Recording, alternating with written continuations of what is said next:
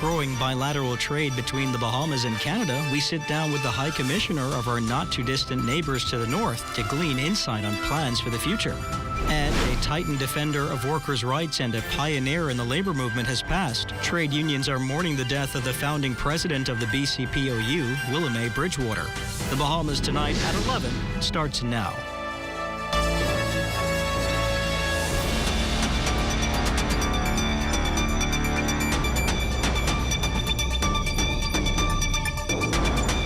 Good evening, everyone. I'm Royson Jones, and this is the Bahamas Tonight at 11. Welcome to the broadcast. It's that time of the year again. Minister of Finance, Prime Minister, the Honourable Philip Davis, is expected to deliver the 2024-25 mid-year budget communication in the House of Assembly tomorrow morning.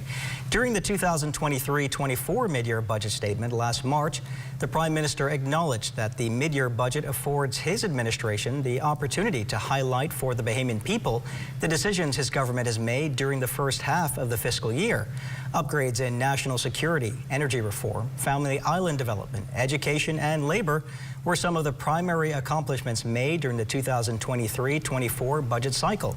A move the Prime Minister touted at the time represented a conscious choice made by his government to invest in the nation's future. Economics Affairs Minister, Senator the Honourable Michael Halkitis, gave us this preview. What the Prime Minister will do is go into more detail on the performance of the economy, the performance of the finances, and where we are at 6 months into this budget year. And as we move into the second half of the budget year, the Prime Minister will detail the initiatives that we are confident will enable us to achieve our budget targets. And that is our continuing focus on growing the economy, improving the revenue administration and containing the costs, and seeking new sources of revenue. So at this point, we are confident that we should still be able to achieve our targets that we set at the beginning of the budget year. Tune into the Parliamentary Channel at 10 o'clock tomorrow morning for live coverage of the Prime Minister's mid-year budget communication in the House of Assembly. The Afri-Caribbean Trade and Logistics Consulting Group, headed by a group of Bahamians, congratulating the Davis administration for taking another major step to solidify partnerships with Africa that will promote national development. Prime Minister Philip Davis and the African Export-Import Bank President Benedict O'Mara signed a $200 million framework agreement during the 48th CARICOM Heads of Government meeting in Barbados last week. This transformative agreement focuses on developing climate-resilient and trade-enhancing infrastructure in the Bahamas. CEO of the Afri-Caribbean Consulting Group, Melissa Darville, says the agreement couldn't have come at a better time, as Bahamians are blazing new trails of trade and commerce in Africa. Her group has officially announced its inaugural Afri-Caribbean Global Business Trade Expo for April 22nd and 23rd at the prestigious Labida Beach Hotel in Accra, Ghana. This event will bring together businesses and investors from the Bahamas, Barbados, Jamaica, St. Lucia, Trinidad, Ghana, Nigeria, South Africa, and more. This is your opportunity to connect with industry leaders, explore trade opportunities. Industries will be present from agriculture, manufacturing, logistics, finance, technology, real estate, agro-processing, textiles, even energy. Don't miss this chance to expand your reach, forge new partnerships, and to be a part of history. Tonight, we turn our attention to the evolving relationship between Canada and the Bahamas. In 2023, bilateral merchandise trade amounted to $295 million, making the Bahamas Canada's second largest partner within CARICOM. In a recent sit-down with the Canadian High Commissioner to the Bahamas, our Devante Hanna learned of the plans to better the future of this bilateral partnership. Tonight, look into the future of an important diplomatic relationship between the Bahamas and Canada, and particularly in the area of trade, commerce, business-to-business collaboration. The High Commissioner Mark Berman on his first official visit here, and he says over a dozen Canadian investors will make their way in the country with hopes of shoring up economic collaboration. We have a number of people on green technology, energy transition, agri-food, fintech, and IT digicel. So it's looking at those areas where I think there's a real a feeling that the Bahamas is a good place to invest. Reflecting on the global challenges facing the Bahamas, High Commissioner Berman believes the partnerships will give the Bahamas a much-needed boost as a small island developing state. I think it takes the Bahamas in the direction they want to go, being a modern economy, being able to deal with issues of climate change in terms of green technologies and energy transition, being a modern society that focuses on technology, which is the direction that we're going in. And a critical issue. Climate change is not forgotten as both countries strengthen ties. We've been front and center on looking at issues of climate financing and try to make it more accessible to particularly countries like the Bahamas that are considered higher income, who've had more challenges accessing funding. And Canada has recognized some of the challenges and has worked very closely with this region. The talks for a High Commissioner to be appointed to the Bahamas was initiated between Prime Minister Davis and President Trudeau during the Canada-CARICOM Summit in Ottawa back in 2023. For the Bahamas Tonight, I'm Devontae Hanna. Thank you, Devontae. New at 11, 6 Royal Bahamas Defense Force officers are deployed in Haiti, serving in the CARICOM Joint Task Force to stop the violence in that nation facing significant instability. Those Defense Force officers will be home in about 5 weeks when another contingent will be deployed.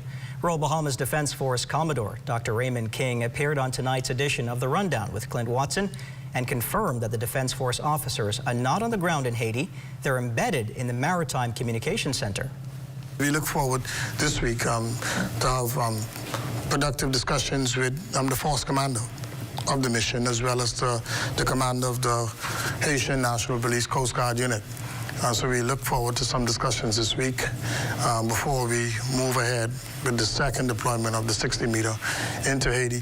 The team has been relatively safe in the life support area, but the violence continues in Haiti. But while the Defense Force Marines in Haiti are relatively safe, Commodore King contends they're very concerned because violence is always visible outside of their life support area. I received a report from the commander that someone within that confined was shot at from a sniper shot from the outside.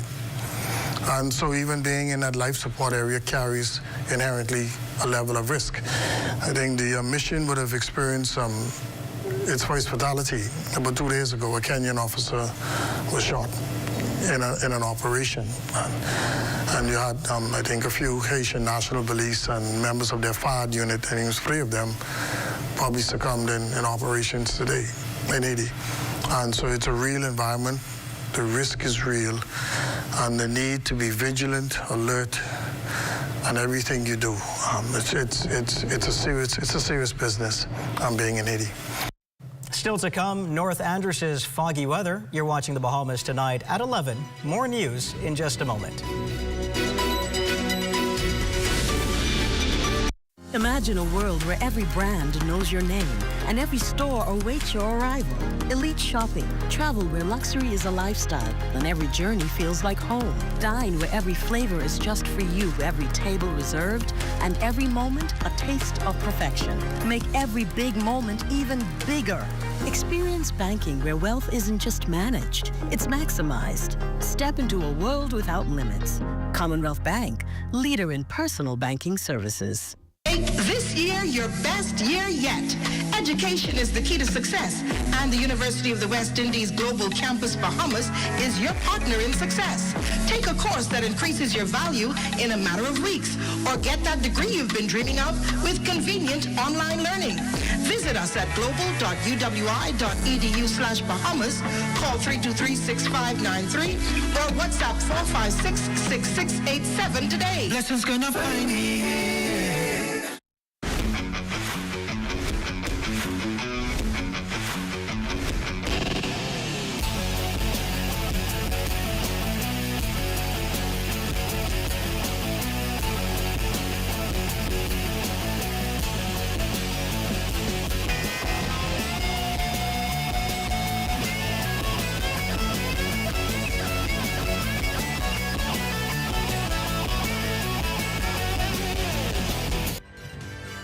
This portion of the news is brought to you by Bahamas Striping Group of Companies. Safety first.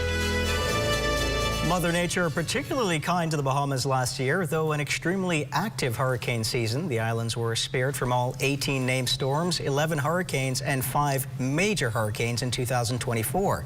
Bahamians are praying for much of the same this season as the National Hurricane Center releases its 2025 hurricane names.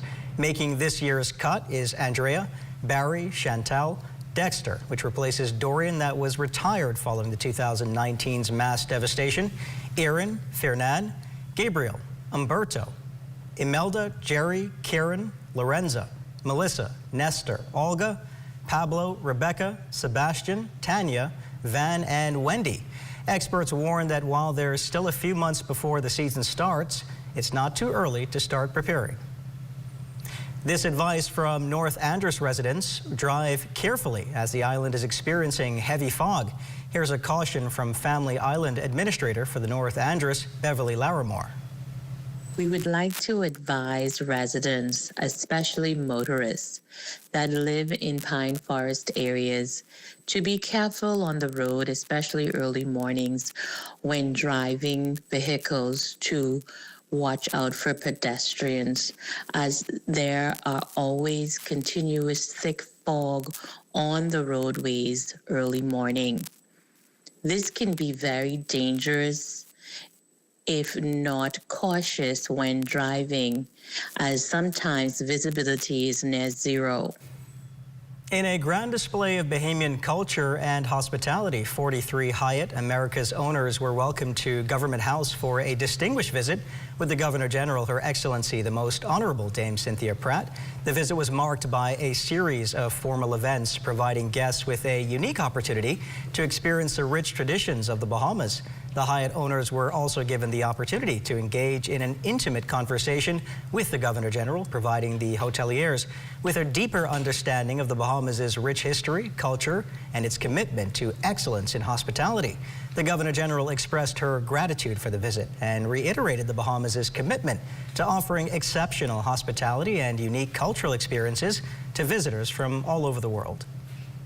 The 81st Bahamas Red Cross Fair, just a little more than a month away, Saturday, March 29th. The venue, the Arawak Key Fish Fry Heritage Site. This year's theme, Generation to Generation.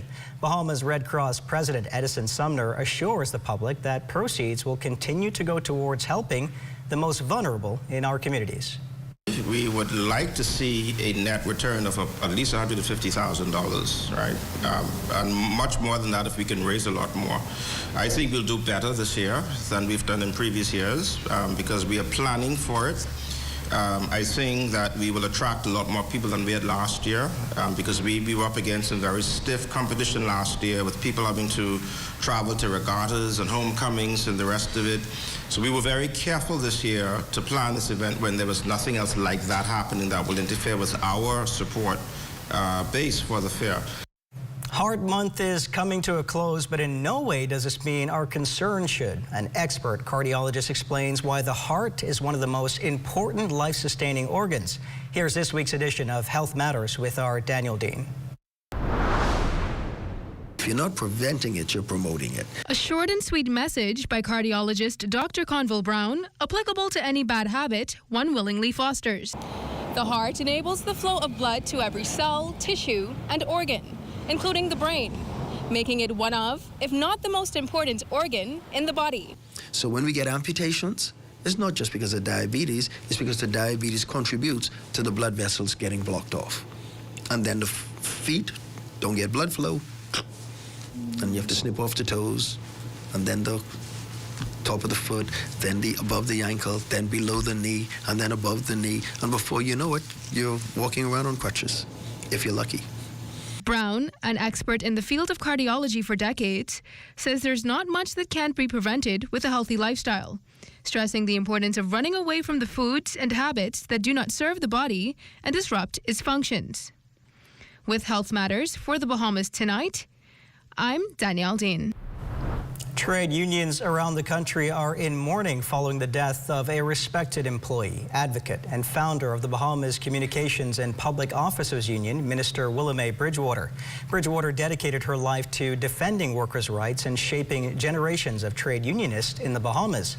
Lloyd Allen has more tonight. Constitutionally appointed since 1974, the Bahamas Communication and Public Officers Union towers as a North Star to unions nationally. The face and mind behind the BCPOU, Willamae Bridgewater, died at her home last Wednesday. By the time I came along, she had already stepped off the scene, but her history was still very, very wet and green. My first interaction with her was as a result of being a part of the trade union movement. Over the years, we who came behind, we always felt the impact of our founding president. It is because of her fight, her zeal, her drive, the BCPOU was born. As for Bridgewater's legacy, they say unionism in the Bahamas will never be the same. There would be no BCPOU if it wasn't for her.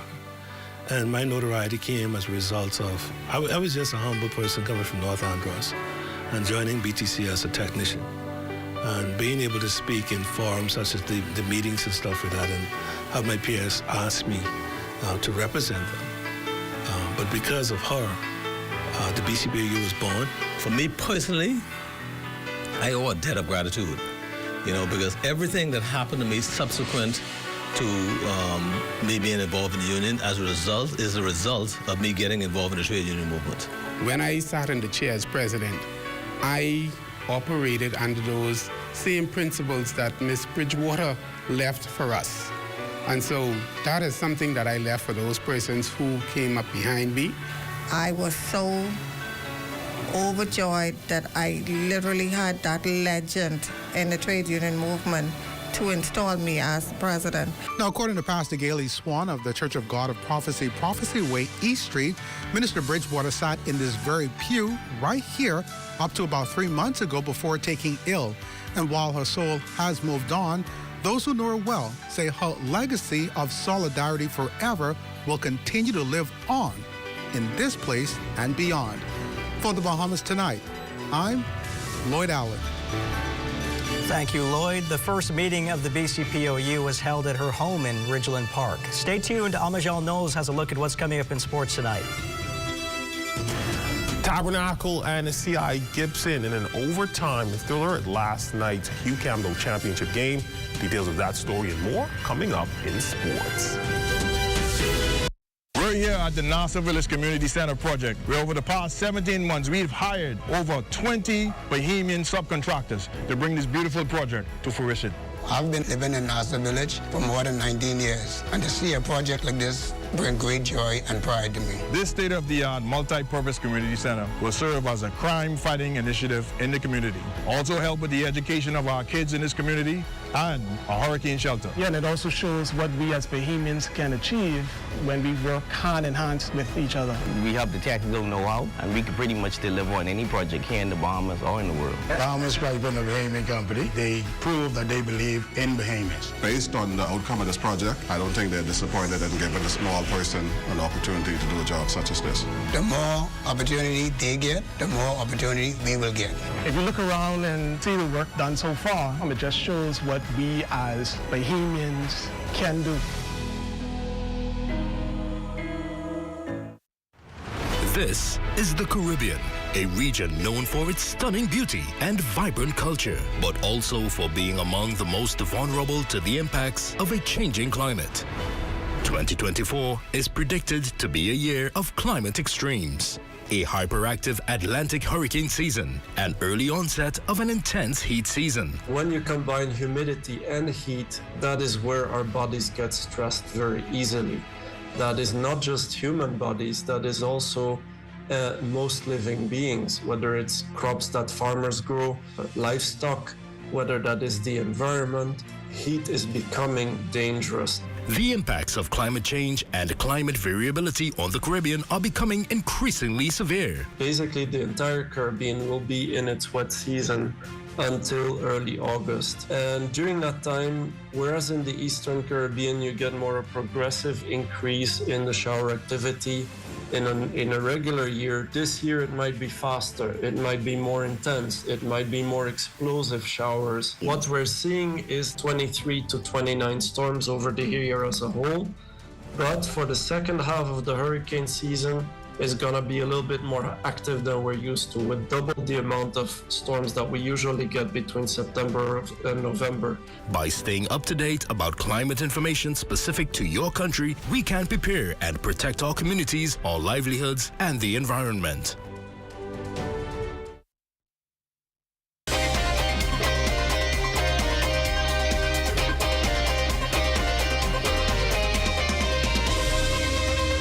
Welcome to your Tuesday Sports, everyone. I'm Amajal Knowles, topping sports. Well, if you weren't at the Kendall G. Isaacs Gymnasium last night, you missed an instant classic.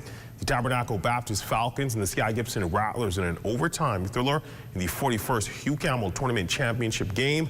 No need for any intros. Let's get straight to the highlights. First quarter action, Tabby leading by 3. That lead quickly equalized as Darius Hannah with the triple here. He had 16 on the night. Next possession, Hannah with the hot hand early. He would hit another one from behind the arc to give CI the early lead. So in the first, the Rattlers would get the steal. Melvin Simeon finding Conde Smith in transition for the tough layup. Rattlers going up 19-8 to end the first period.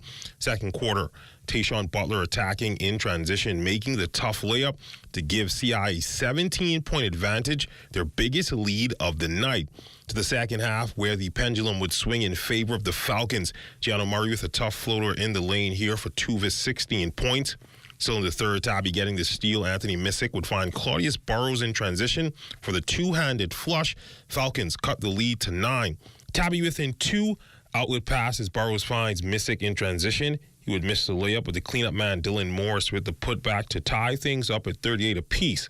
Fast forward to the fourth. The Falcons clinging to a 2-point lead. Butler in transition with the easy layup for 2 of his 23 points. Game tied at 57. Fast forward just under 10 seconds to go in the fourth. A pivotal call here, and what initially would look like a foul. Referee is ruling a jump ball, possession arrow in favor of the Rattlers, much to the dismay of the pro-Tabernacle fans in attendance. CI inbounding the ball. Butler would find Mario Roll underneath for the inside tough layup, tying things up at 73 apiece.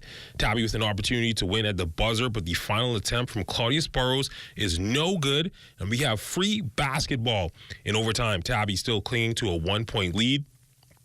And here goes the cleanup man, Dylan Morris, yet again with another tough layup to extend Tabby's lead to 2. Final 10 seconds of overtime, Rattlers with possession. Conde Smith with a 3-point attempt, but it is no good. Tabby gets the rebound, but the Rattlers are able to get the steal. Melvin Simeon with one last desperation attempt for CI, but it is no good. The Falcons hold on, rallying from a 17-point first-half deficit to secure the 89-87 win and now the 9th Hugh Campbell title in school history and 3rd for head coach Kevin Clark. We just fell down in the beginning, but our coach is motivating us and us looking at each other and saying we could do better than that. We just pulled it together and scored the ball, played defense, played hard, and came back. So on hoops, more from the Bahamas' final game of the FIBA AmeriCup qualifiers against the USA. The 2-4-2 coming up short with the 105-83 loss. In spite of the Bahamas still qualifying for the next window in August, head coach John Lucas III said the future of the program remains bright. A lot of talent here in the Bahamas, a lot of athletes, and, we're going to get to work. I told the guys, stay in contact with me. You want to come to Houston, L.A., come get some workouts with me or wherever I'm at, and we just going to keep stacking and keep depositing the checks and keep building on what we've already started. In college basketball news, despite a 10-point halftime deficit, Ray McCollins and Maximo Quinn and the Ole Miss Lady Rebels staged an impressive comeback to defeat Missouri on Sunday 68-66 at the SJB Pavilion. The Rebels used a 38-point second half to claim their victory over the Tigers. Ole Miss forced 23 Missouri turnovers while recording 14 steals, the most Missouri has allowed this season. Star Jacobs led the way for Ole Miss with a team-high 22 points. Well, I'm grateful for the win, I'll tell you that. Senior day for me is always like a gift and a curse because there's so many emotions that go with it. And you try to control your players' energy, but there's nothing you can do. They got to play the game, and I was really proud of the way that we finished. And that's been a look at your sports on this Tuesday. A check on weather when we return.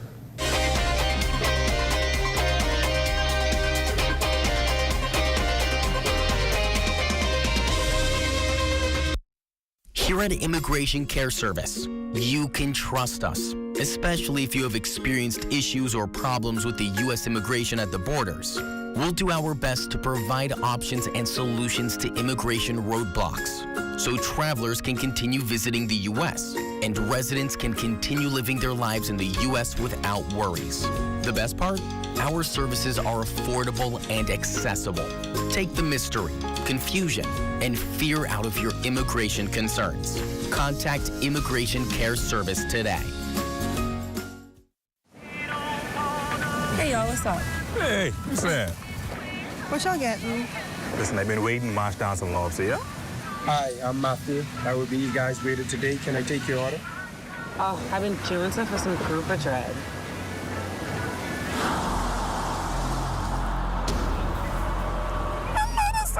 Y'all see this?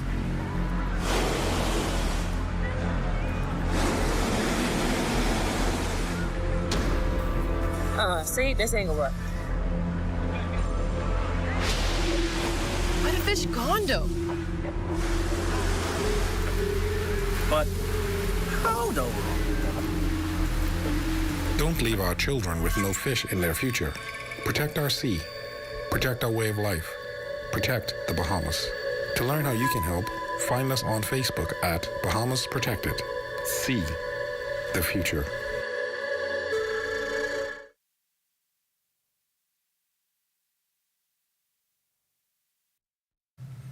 It's now time for a weather check with Chief Meteorologist Basil Dean. Good evening, Basil. Good evening, Royston. That cold front that passed through the northwest Bahamas is now over the southeast Bahamas, about to make its exit, but there's another frontal system on the way. We expect that to move into the northwest Bahamas sometime on Friday morning, and that will reinforce these cool temperatures that we are currently experiencing. However, this frontal passage is going to be a dry one on Friday. Temperatures around the Family Atlas this evening, 70 degrees in Marshall, Abaco, Great Key, also Freeport, Grand Bahama at 70 degrees, the Berry Islands 71, 77 in Allenstown, Bimini, right there on the Gulf Stream, 72 degrees in Harper Island, Rock Island, Eleuthera 71, 69 in Fresh Creek, Central Andros, 68 in Kemp's Bay, South Andros, and Black Point, Exuma, Otterstown, Cat Island 72 degrees, also San Salvador and Rumkey at 72 degrees, Georgetown, Exuma 74, 73s in Ragged Island, Clownstown, Long Island, and Crooked Island, Betsy Bay, Mequona 74, Akron 74, Matthew Tiny Nagua 79, and the Turks and Caicos Islands also at 79 degrees. In your forecast tonight, we're looking at partly cloudy conditions, but it will be turning clear and cooler later on tonight, with your low temperature getting down to 67 degrees. And tomorrow, mostly sunny and very nice.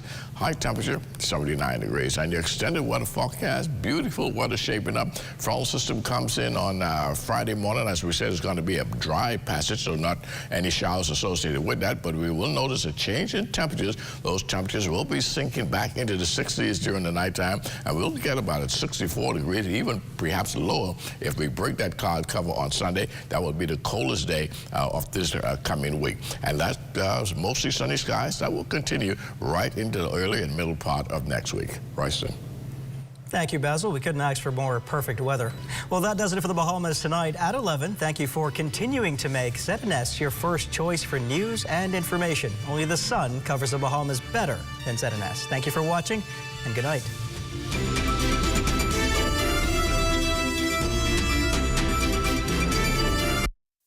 At Tony Williams Darling Highway, I'm Tijaro Hudson. This is ZNS.